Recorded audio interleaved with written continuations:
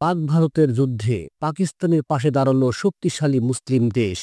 ভারতের হামলার পর পাকিস্তানের প্রতি পূর্ণ সংহতি জানিয়েছেন ন্যাটোভুক্ত অন্যতম শক্তিশালী রাষ্ট্র তুরস্ক। তুরস্কের রাষ্ট্রদূত পাকিস্তানের পররাষ্ট্রমন্ত্রী ইসহাক দারের সঙ্গে সাক্ষাতে এই সমর্থন ব্যক্ত করেছেন। খবর জি নিউজের। পাকিস্তানের পররাষ্ট্র মন্ত্রণালয় জানিয়েছেন, আঞ্চলিক উত্তেজনার মধ্যে তুরস্কের পক্ষ থেকে পাকিস্তানের প্রতি সংহতি পূর্ণ ব্যক্ত করেছেন পাকিস্তানে নিযুক্ত তুরস্কের রাষ্ট্রদূত।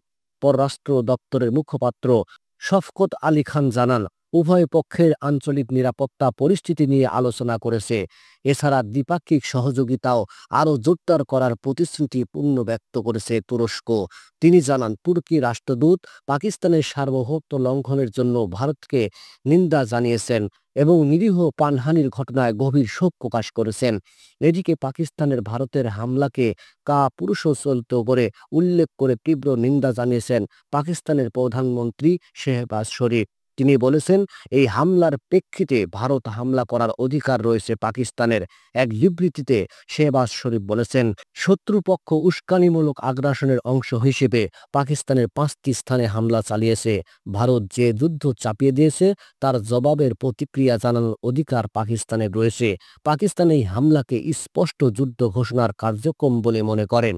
ভারতের ক্ষেপণাস্ত্র হামলার পর পাকিস্তানের নিরাপত্তা উপদেষ্টা লেফটেন্যান্ট জেনারেল মোহাম্মদ অসীম মালিককে ফোন করেছেন যুক্তরাষ্ট্রের পররাষ্ট্রমন্ত্রী মার্কো রুবিও। ভারতের এই হামলার পর উদ্ভূত পরিস্থিতি নিয়ে আলোচনা করতে পাকিস্তানের নিরাপত্তা উপদেষ্টার সঙ্গে যোগাযোগ করেছেন মার্কিন পররাষ্ট্রমন্ত্রী। তাদের আলোচনা দক্ষিণ এশিয়ার এই দুই দেশের মধ্যে বাড়তে থাকা উত্তেজনা এবং আঞ্চলিক স্থিতিশীলতার উপর গুরুত্ব দেওয়া হয়েছে। পাকিস্তানের আন্তঃবাহিনী জনসংযোগ অধিদপ্তরের মহাপরিচালক জেনারেল আহমেদ শরীফ চৌধুরী জানিয়েছেন, পাকিস্তান ভারতের ক্ষেপণাস্ত্র হামলায় অন্তত 8 জন নিহত হয়েছে। এছাড়াও হামলায় আহত হয়েছে প্রায় 35 জন।